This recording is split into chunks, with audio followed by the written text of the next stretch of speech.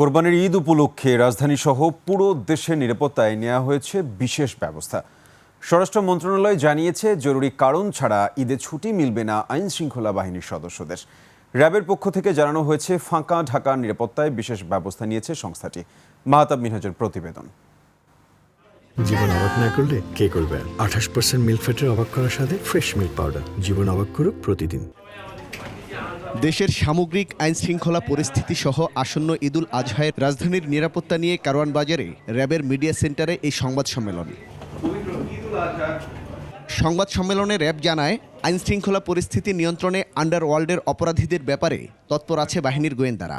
শীর্ষ সন্ত্রাসী, চরমপন্থী, জলদস্যু ও সন্ত্রাস দমন, কিশোর গ্যাং নির্মূল, নাশকতাকারী এবং চাঞ্চল্যকর হত্যাকাণ্ডের আসামি গ্রেফতার সহ আইন শৃঙ্খলা রক্ষায় গুরুত্বপূর্ণ ভূমিকা পালন করে আসছে।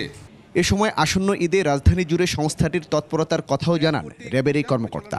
বলেন, কোরবানির পশুর হাটে যে কোনো অপরাধ রোধে বাড়ানো হয়েছে বাড়তি টহল। পবিত্র ঈদুল আজহা উপলক্ষে সার্বিক নিরাপত্তা নিশ্চিত করতে র্যাব সারা দেশে গোয়েন্দা নজরদারি বৃদ্ধি করেছে। গোয়েন্দা নজরদারি ও সাইবার জগতে মনিটরিং বৃদ্ধির মাধ্যমে নাশকতাকারীদের যে কোনো ধরনের নাশকতার পরিকল্পনা রোধ করতে সর্বদা প্রস্তুত রয়েছে এই বাহিনী। জানান, চামড়া ব্যবসাকে কেন্দ্র করে সিন্ডিকেটের ব্যাপারেও সতর্ক আছে র্যাব। কোরবানি পশুর চামড়ার বাজার অস্থিতিশীল করতে কিছু সিন্ডিকেট সক্রিয় থাকার সম্ভাবনা রয়েছে। তাদের এই অপতৎপরতার বিরুদ্ধে প্রয়োজনীয় ব্যবস্থা অবশ্যই গ্রহণ করা হবে। এদিকে ঈদ উপলক্ষে সারা দেশের নিরাপত্তা নিয়ে সচিবালয়ে সংবাদ সম্মেলনে কথা বলেন স্বরাষ্ট্র উপদেষ্টা। বলেন, দেশের নিরাপত্তা নিশ্চিত করতে জরুরি ছুটি ছাড়া আইন শৃঙ্খলা বাহিনীর সদস্যদের ছুটি বাতিল করা হয়েছে।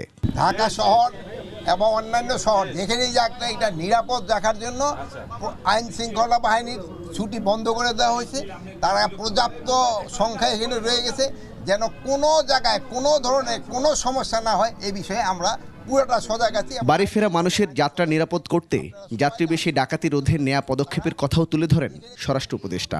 বসার উদ্দেশ্য ছিল যে মাহতাব মিনহাজ, 21 টেলিভিশন, ঢাকা।